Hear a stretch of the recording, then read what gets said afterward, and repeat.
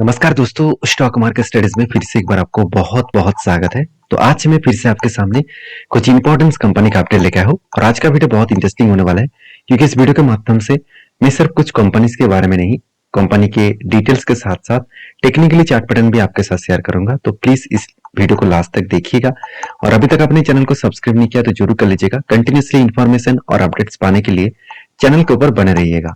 तो फर्स्ट जो कंपनी है जिसके बारे में बात करूं उसका नाम है ट्रेंट लिमिटेड। देखिए ट्रेंट लिमिटेड जो है वो देखा जाए तो टाटा ग्रुप के एक सक्सेसफुल कंपनी है क्योंकि इस कंपनी का अच्छा खासा परफॉर्मेंस के साथ साथ अच्छा खासा ग्रोथ भी देखने को मिलेगा। आपको मैं कंपनी के ऊपर सबसे पहले वेबसाइट विजिट करा दूं तो आपको इस ट्रेंड के बारे में सबसे पहले जानना जरूरी है। इसका जो प्रोडक्ट है आप बहुत जगह पे देखे होंगे मगर आपको पता नहीं कि वो टाटा ग्रुप के ट्रेंड के ही कंपनी है। जैसे देखिए वेस्ट लाइफ तो सॉरी वेस्ट साइड, तो वेस्ट साइड भी इसका एक ब्रांड के नाम है। जूडियो इसका ब्रांड का नाम है, स्टार इसका ब्रांड का नाम है, तो उलास जो इसका भी ब्रांड का नाम है। तो उसके साथ साथ देखेंगे तो ब्रोकर होलसेल वो भी इस टाटा ग्रुप के ही एक मतलब प्रोडक्ट है। उसके साथ साथ मिसबू ये भी इसका प्रोडक्ट है। तो समूह इस ये भी इसका प्रोडक्ट है। तो अलग अलग प्रोडक्ट्स बना के रखे हैं ट्रेंड के अंदर। तो ट्रेंड इसका पेरेंट ऑर्गेनाइजेशन है, उसके साथ साथ इतने सारे ब्रांड्स जो है वो अलग अलग जगह पे बेच रहे हैं। देखिए जिस तरीके से रिलायंस ने टारगेट लिया कि हर दिन हर शहर में हर मतलब ऑल ओवर इंडिया में किसी न किसी जगह पे टोटल मिलाकर हर दिन वो दो अलग अलग रिटेल शॉप ओपन कर रहा है, उसी तरीके से टाटा के जो ट्रेंड है वो भी टारगेट रखे हैं ऑल ओवर इंडिया में सबसे ज्यादा यहाँ पे वो मतलब खुद का जो मॉल्स है वो ओपन करेंगे, खुद का जो प्रोडक्ट है वो अलग अलग ओपन करेंगे। तो इसका मतलब है ट्रेंड जो है वो लगातार ग्रोथ होता जा रहा है। और किस तरीके से ग्रोथ हुआ आप देखेंगे तो ट्रेंड का इस बार जो क्वार्टरली रिजल्ट आया वो रिजल्ट देखकर ही आपको लग जाएगा कि हाँ कंपनी में सचमुच में दाम है। जैसे पिछली बार कितना था 1900 करोड़ के आसपास सेल, उससे पहले कितना था 1100 करोड़, उससे पहले कितना था 5800 करोड़। 2020 से लेकर 2022 तक जो सेल्स है वो देखिए लगातार बढ़ते चले जा रहे हैं और इस बार तो सारे हद पार कर दिए, 2900 करोड़ के आसपास सेल किया। इसका मतलब क्वार्टर क्वार्टर को भी बीट किए और एस्टिमेट को भी बीट किए ईयर ऑफ ईयर बेसिस में। तो दोनों तरीके से खुद का जो एस्टिमेट है वो यहाँ पे बीट कर पाए। अभी एक्सपेंस को भी कंपनी कंट्रोल में रखे, उसके हिसाब से कंपनी की जो प्रॉफिटेबिलिटी है वो नेट प्रॉफिट के बारे में बात करूं तो 79 करोड़ से बढ़ के हो चुके 228 करोड़ के आसपास। इसका मतलब जो प्रॉफिटेबिलिटी है वो लगातार लगातार यहाँ पे बढ़ता हुआ देखने को मिले। तो एज ए इन्वेस्टर प्रोमोटर से लेकर एफएसडीएस पब्लिक हर किसी के पास इस कंपनी की हिस्सेदारी इसीलिए है क्योंकि हर कोई चाहते हैं इस कंपनी के ऊपर कंटिन्यू करने के लिए। क्यों ना करे, जिस कंपनी ने अच्छा खासा प्रॉफिट तो दिखाया उसके साथ साथ अच्छा खासा रिटर्न भी दिया। सालाना अगर देखेंगे एक साल में 75% का रिटर्न, 3 साल में 50% के रिटर्न, 5 साल में 50% के रिटर्न, 10 साल में 40% के रिटर्न, इतना शानदार अगर कोई कंपनी रिटर्न दे तो उस कंपनी के ऊपर ग्रोथ होने का चांसेस बहुत ज्यादा होंगे। तो कंपनी का सेल्स का ग्रोथ, कंपनी का प्रॉफिट का ग्रोथ, ये सारे चीज आपको best of point of view से पॉजिटिवली आपको देखने को मिलेगा। तो कहने का मतलब है कंपनी के ऊपर अच्छा खासा growth, sales and profit growth अच्छा खासा देखने को मिले हैं। अभी एज ए इन्वेस्टर प्रोमोटर से लेकर एफएसडीएस पब्लिक हर किसी के पास अच्छा खासा होल्डिंग देखने को मिलेगा। अभी कंपनी के ऊपर एज ए बैलेंस शीट के हिसाब से बात करूं तो कंपनी के बैलेंस शीट आप देखेंगे तो रिजर्व लगातार बढ़ते चले गए, उस हिसाब से कंपनी का बोरिंग्स भी यहाँ पे बढ़ता गया। हाँ, बोरिंग्स इतना क्यों बढ़ा क्योंकि उसके पीछे कारण आप देखेंगे तो कंपनी का जो बोरिंग्स है उसमें कंपनी का लीज लायबिलिटी पे सबसे ज्यादा बोरिंग्स है। इसका मतलब कंपनी अलग अलग जहां पे शॉप ओपन कर रहा है तो वहां पे कंपनी क्या कर रहा है, लीज ले रहा है। मतलब शॉप मान के चलिए आप एक दुकान करना चाहेंगे, उस दुकान के लिए आपको भाड़ा तो देना होगा, उसके साथ साथ आपको डिपोजिट मनी भी देना पड़ेगा। तो आप कहेंगे सर डिपोजिट मनी तो मैं यहाँ पे एक साथ नहीं दे पाऊंगा, आपको धीरे धीरे करके दूंगा। तो वही आपको बन जाएगा लीज लायबिलिटी। मतलब आपने जो लीज पे लिया है कि मैं चलो 5 साल के 10 साल 15 साल के लिए मैं आप इस दुकान को लीज पे लूंगा, तो देखिए आप अगर दुकान कर रहे हैं तो वो आपको लीज नहीं देंगे, वो उसका टाइम पीरियड देंगे। तो मगर बड़े जब शॉप ओपन किया जाता है तो वहां पे आपको लीज लिया जाता है, तो लीज के लिए आपको एक्स्ट्रा पैसा देना पड़ता है, उसको कहा जाता है लीज लायबिलिटी। तो कंपनी लीज लायबिलिटी में ही पैसा उठाया है, ऐसे के बीच में कोई कंपनी का उतना ज्यादा कर्जा नहीं है।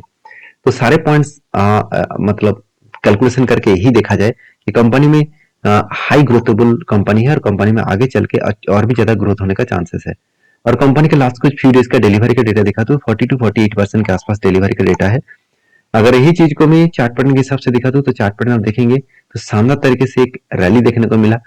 एक रेंज था, इस रेंज को ब्रेक किए, स्ट्रांगली एक रेजिस्टेंस था, उसको ब्रेक करने के बाद यहाँ पे देखिए शानदार तरीके से एक अप ट्रेंड मोमेंटम देखने को मिला है और लगातार लगातार भागते जा रहे हैं। तो बहुत सारे लोग मुझे ये कमेंट्स किए कि सर अभी क्या इस कंपनी को और बाय करना चाहिए। देखिए जब इस लेवल को ब्रेकआउट हुआ था तब मैंने आपको वीडियो बनाकर शेयर किया था कि ब्रेकआउट होने के बाद एक रैली देखने को मिलेगा, तो फिर से यहाँ पे होल्ड किया और यहाँ पे एक रेंज क्रिएट हुआ, उसको भी ब्रेकआउट किए और उसके बाद फिर से एक रैली देखने को मिला। अभी मुझे लगता है यहाँ पे थोड़ा सा टाइम बिता सकते हैं, अगर टाइम बिताकर फिर से ब्रेकआउट करे तो फिर से एक रैली देखने को मिलेगा।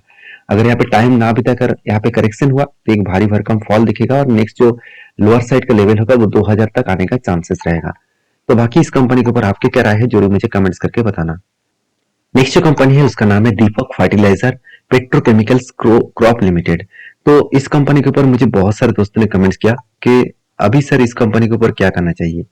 देखिए कंपनी के ऊपर मैं एक ही बात कहूंगा कि कंपनी बहुत पुराना है, 1979 से कंपनी स्टार्ट हुआ था और दीपक फर्टिलाइजर और पेट्रोकेमिकल्स जो लिमिटेड है वो बिजनेस करते हैं फर्टिलाइजर के ऊपर, एग्रो सर्विसेज के ऊपर, साथ ही साथ बल्क केमिकल्स सेक्टर के ऊपर और उसके साथ साथ माइनिंग भी करते हैं केमिकल्स एंड रियल एस्टेट के ऊपर। तो इसका मतलब कंपनी की ज्यादा से ज्यादा बिजनेस केमिकल्स के ऊपर और उसके साथ साथ आप देखेंगे तो एग्रो केमिकल्स के ऊपर भी, फर्टिलाइजर इंडस्ट्रीज के ऊपर भी काम करते हैं। तो कंपनी का जो ग्रोथ है वो किस तरीके से हो रहा है वो मैं आपको बता दूं। कंपनी का मार्केट कैप अभी भी एक स्मॉल कैप टाइप कंपनी आपको देखने को मिलेगा। कंपनी का पी रेशियो 11 के आसपास है और कंपनी का आरओसी आरओई दोनों ही आपको बेस्ट तरीके से देखने को मिलेगा। अच्छा खासा यहाँ पे आरओसी आरओई देखने को मिलेगा और कंपनी का जो डेप्थ है वो भी यहाँ पे कम देखने को मिला है और अच्छा खासा इनकम भी देखने को मिले है। अभी कंपनी के प्रोमोटर के पास होल्डिंग जो है वो 45% के आसपास देखने को मिले। अभी कंपनी का जो मतलब क्वार्टरली जो रिजल्ट है वो आप देखेंगे तो कंपनी का क्वार्टरली रिजल्ट में कुछ चेंजिंग देखने को मिला। जैसे पहले कितना सेल्स हुआ करता था 2700 करोड़, अभी 2400 करोड़ का इस बार सेल्स देखने को मिला। तो अभी सेल्स कम क्यों हुआ? देखिए अगर कंपनी सिर्फ फर्टिलाइजर के ऊपर बिजनेस करता और फर्टिलाइजर इंडस्ट्रीज के ऊपर काम करते तो कंपनी का ग्रोथ देखने को मिल जाता। कंपनी के ऊपर अभी केमिकल्स मतलब स्पेशलिटी केमिकल्स के ऊपर कंपनी काम कर रहा है जिसकी हालत बहुत खराब है, जिसका डिमांड मार्केट में बहुत कम है। तो डिमांड कम होने के कारण कंपनी का सेल्स तो कम होगा ही, इसलिए सेल्स कम हुआ, एक्सपेंस को कंपनी कंट्रोल किया, उसके बाद देखिए प्रॉफिटेबिलिटी ऑलमोस्ट 50% के आसपास कंपनी का प्रॉफिट कम हो गया क्योंकि कंपनी का जो पिछले बार 276 करोड़ के आसपास प्रॉफिट हुआ करता था और इस बार वो प्रॉफिट लो होकर बन चुके 63 करोड़। इसका मतलब प्रॉफिटेबिलिटी बहुत कम हुआ है। अभी मैं एक ही बात कहूंगा कंपनी के ऊपर जो कैश फ्लो है वो भी लगातार लगातार यहाँ पे ऑपरेटिंग कैश फ्लो जो है वो बढ़ते जा रहा है। अभी कंपनी के ऊपर दो चीज आपको जरूर देखना चाहिए, कंपनी ने कितना कर्जा लिया। देखिए प्रोसीड फ्रॉम बोरिंग्स के बारे में बात करूं तो कंपनी का कर्जा अच्छा खासा देखने को मिले और कंपनी का रीपेमेंट के बारे में बात करूं तो कंपनी रीपेमेंट भी किए मगर लास्ट कुछ 2 क्वार्टर्स में कंपनी का रीपेमेंट उतना ज्यादा देखने को नहीं मिला। इसका मतलब कर्जा ज्यादा उठाया गया, अभी उसका रीपेमेंट नहीं किया गया, तो धीरे धीरे करके वो रीपेमेंट भी कर रहा है। तो मुझे लगता है इसका जो कर्जा है वो कर्जे को थोड़ा सा ज्यादा लिया गया और जिसके चलते कंपनी के ऊपर थोड़ा सा प्रेशराइज है क्योंकि छोटे कंपनी के ऊपर कर्जा ज्यादा लेना मतलब बहुत बड़ा खतरा बोल सकते हैं क्योंकि सेल्स अगर कम हो गया तो एक्सपेंस तो ज्यादा होगा ही, उसके साथ साथ उसको कर्जा तो देना पड़ेगा ही, मतलब इंटरेस्ट तो देना पड़ेगा ही। इसके चलते कंपनी का प्रॉफिट मार्जिन में बहुत बड़ा इंपैक्ट आते हैं। तो इस कंपनी के इन्वेस्टर के बारे में बात करूं तो देखिए प्रोमोटर से लेकर एफएसडीएस पब्लिक सबके पास होल्डिंग है और एफएस के पास देखिए पहले तो 2 ऑलमोस्ट 3% के आसपास होल्डिंग हुआ करता था, आज वो बढ़ के हो चुके 12%। डीएस के पास एकदम ना के बराबर होल्डिंग था, वो आज बढ़ के हो चुके 2.5%। और पब्लिक के पास कितना 40% के आसपास होल्डिंग था, अभी कितना बढ़ के हो चुके हैं 38%। इसका मतलब जो कंपनी का जो मतलब यहाँ पे होल्डिंग का जो पीरियड है आपको कुछ इस तरीके से नजरिया देखने को मिला है। अभी कंपनी के ऊपर जो सबसे इंपॉर्टेंट पॉइंट है तो फिलहाल के लिए इस कंपनी के ऊपर क्या करना चाहिए। देखिए लास्ट कुछ फ्यू डेज का डिलीवरी का डेटा दिखा दूं तो कंपनी के ऊपर एक अच्छा खासा डिलीवरी का परसेंटेज आपको देखने को मिलेगा, कंटिन्यूसली डिलीवरी अच्छा खासा उठाया जा रहा है। अभी डिलीवरी का और भी डेटा दिखा दूं तो देखिए 50% के आसपास कंपनी के ऊपर डिलीवरी देखने को मिले, तो 40 to 45% के आसपास और 50% तक आपको डिलीवरी के देखने को मिला है। अभी चार्ट पैटर्न के बारे में चर्चा करूं तो कंपनी के ऊपर जो चार्ट पैटर्न बना तो आप ध्यान से देखेंगे तो चार्ट पैटर्न में एक करेक्शन देखने को मिला था और आपको मैंने एक लेवल मेंशन करके दिया। यहाँ पे स्ट्रांगली आप देखेंगे तो एक रेजिस्टेंस है, अगर मैं यही चीज को यहाँ पे आपको अगर मार्किंग कर दूं तो आप ध्यान से यहाँ पे देखेंगे तो कुछ इस तरीके से सिचुएशन देखने को मिला। यही लेवल में कंपनी बार बार रिटेस्ट कर रहा है, तो पहले भी रिटेस्ट करके ऊपर गया था, उसी तरीके से देखिए फिर से एक बार, दो बार, तीन बार यहाँ पे रिटेस्ट कर चुके हैं। तो मुझे लगता है यहाँ पे 200 डेज ईएमए को भी ऊपर टेस्ट मतलब काम कर रहा है। तो अगर मैं एक एक लेवल मार्किंग करूं तो यहाँ पे कुछ इस तरीके से लेवल्स मार्किंग अगर कर दूं तो थोड़ा सा ऊपर, यहाँ पे थोड़ा सा मैं ऊपर कर दूं तो थोड़ा सा इंतजार करना पड़ेगा, क्योंकि यहाँ पे कफ विथ हैंडल पैटर्न्स बनने की तैयारी में है। जब इस तरीके से पैटर्न्स क्रिएट होगा तो मुझे लगता है अप ट्रेंड मोमेंटम देखने को मिलेगा। तो फिलहाल के लिए वो पैटर्न्स अभी तक तैयार नहीं हुआ, तो इसके लिए आपको थोड़ा सा इंतजार करना पड़ेगा, थोड़ा सा टाइम लग सकते हैं। अगर आपको पेशेंस है तो जरूर इस कंपनी के ऊपर कंटिन्यू करने के लिए सोचिए। तो नेक्स्ट जो कंपनी है जिसके बारे में चर्चा करूं उसका नाम है डिक्सन टेक्नोलॉजीज। देखिए डिक्सन टेक्नोलॉजीज एक ऐसी कंपनी है जिसका ग्रोथ होने का चांसेस बहुत ज्यादा है, क्योंकि इस कंपनी देखा जाए तो एक कंज्यूमर ड्यूरेबल्स प्रोडक्ट बेचने वाला कंपनी है। और आप सभी जानते हैं जब से Xiaomi ने इस कंपनी के ऊपर बिग इन्वेस्टमेंट करने के लिए और बिग प्रोजेक्ट दिया कि मोबाइल का जो फोन का जो डिस्प्ले है वो अभी Xiaomi डिक्सन टेक्नोलॉजीज के साथ जुड़कर काम करेंगे, तो तब से इस कंपनी के ऊपर कंटिन्यूसली ग्रोथ बढ़ते चले जा रहे हैं। क्योंकि देखिए बड़े कंपनी अगर छोटे कंपनी के साथ डील किया कि उस कंपनी के ऊपर ग्रोथ के लिए इन्वेस्टमेंट किया तो सोचिएगा वो कंपनी रॉकेट बनेगा। अगर वही चीज छोटे कंपनी अगर बड़े कंपनी के साथ जो मतलब टाइप हुआ वो मतलब वो भी उल्टा हो सकता है। अभी देखा जाए तो डिक्सन टेक्नोलॉजीज का मार्केट कैप कितना है 31,000 करोड़, और Xiaomi उसका जो अगर Xiaomi के चार्ट पैटर्न दिखा दो एक बार में, आप देखेंगे तो Xiaomi एमआई का जो ब्रांड है वो Xiaomi के चार्ट पैटर्न देखेंगे तो किस तरीके से देखिए करेक्शन हुआ। इसका मतलब Xiaomi का हालत खराब हो रहा था चाइना में, क्योंकि चाइना के ऊपर एक डेटा में आपको बता दूं चाइना का रियलिस्टिक बिजनेस पूरा का पूरा खत्म हो रहा है, और रियलिस्टिक इंडस्ट्रीज में बहुत सारे रियलिस्टिक जो कंपनीज है वो बर्बाद हो रहा है, कर्जे में डूब रहा है।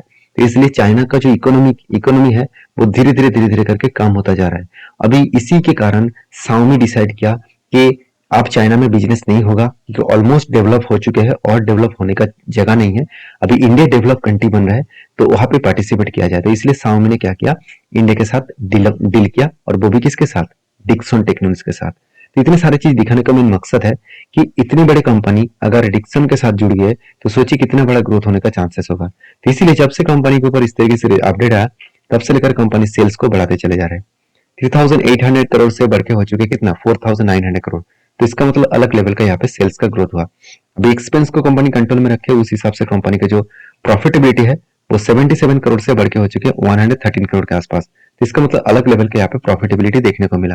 तो मेरे कहने का मतलब है कंपनी का जिस तरीके से ग्रोथ हुआ और जिस तरीके से यहाँ पे ग्रोथ हो रहा है उस बेसिस में देखा है तो कंपनी का अच्छा खासा जर्नी आपको देखने को मिलेगा। तो कंपनी के ऊपर एज ए इन्वेस्टर आप देखेंगे तो इन्वेस्टर भी देखिए भरोसा करना स्टार्ट कर चुके हैं। एफआईएस और डीएस के पास होल्डिंग कितना था, पहले देखिए एफआईएस के पास जितना होल्डिंग था आज भी उतना होल्डिंग है, मगर डीएस के पास एकदम ना के बराबर होल्डिंग था, करीबन 7-8%। वही परसेंटेज किसने खरीदारी की, डीएस ने खरीदारी किया, और माल किसने बेचा, पब्लिक ने बेचा, क्योंकि प्रोमोटर के पास तो जितना होल्डिंग था उतना ही होल्डिंग कंटिन्यू कर रहा है। तो कहने का मतलब है कंपनी के ऊपर हर कोई व्यक्ति इसीलिए निवेश कर रहा है क्योंकि कंपनी आपको धमाका रिटर्न जो दे चुके हैं 5 साल में 60%, 3 साल में 30% और 1 साल में 16%। तो सोचिएगा कंपनी किस तरीके से ग्रोथ कर रहा है, ऐसे नहीं कि रिटर्न दे रहा है। सेल्स ग्रोथ, प्रॉफिट ग्रोथ का फिगर देख लीजिए कितना तगड़ा फिगर है, रिटर्न ऑफ इक्विटी का फिगर देख लीजिए कितना तगड़ा परफॉर्मेंस है। तो सारे पॉइंट को आपको देखना जरूर चाहिए। और लास्ट कुछ फ्यू डेज का डिलीवरी का डेटा दिखा दूं तो डिलीवरी में थोड़ा सा वीकनेस हुआ। अभी यही चीज को मैं चार्ट पैटर्न के हिसाब से बता दूं तो मैंने आपको एक लेवल मेंशन करके दिया, यहाँ पे शोल्डर कम हेड कम शोल्डर केट किया और फाइनली ब्रेकआउट भी हुआ, और ब्रेकआउट होने के बाद मुझे लगता है धीरे धीरे करके वो अप ट्रेंड जाकर यहाँ पे 6,800 के आसपास देखने को मिल सकता है। अभी कब मिलेगा, किस तरीके से मिलेगा वो तो किसी को पता नहीं, तो टाइम लगेगा शायद। तो अगर 6 मंथ में मिले, 6 मंथ 1 साल में भी मिले तो कोई बात नहीं, 45% के आसपास रिटर्न मिलने का चांसेस है। तो बाकी आपके क्या राय है इस कंपनी के ऊपर जरूर कमेंट्स करके बताना। नेक्स्ट जो कंपनी जिसके बारे में बात करूं उसका नाम है रावलगांव शुगर लिमिटेड। तो रावलगांव शुगर लिमिटेड जिस कंपनी के ऊपर एक बहुत बड़ा अपडेट आया, वो अपडेट क्या है, स्प्लिट देने का। कंपनी 50 का फेस वैल्यू को 10 करेंगे, इसका मतलब हर एक शेयर के बदले 5 शेयर आपको मिलने वाले हैं। तो 50 के 10 फेस वैल्यू आपको 10 यहाँ पे करने वाले हैं, तो यहाँ पे बहुत सारे लोग क्वेश्चन करते रहते हैं कि सर फेस वैल्यू तो हम लोग को 10 देखने को मिलता है, ऐसे नहीं कि हमेशा 10 दिखेगा, कभी कभी आपको 50 100 तक भी देखने को मिल सकता है। तो बाकी आप इस कंपनी के ऊपर रिसर्च करना, उसके बाद काम करना। मिलते हैं नेक्स्ट वीडियो में, तब तक के लिए अच्छे से रहिए, अपने ख्याल रखिए, धन्यवाद।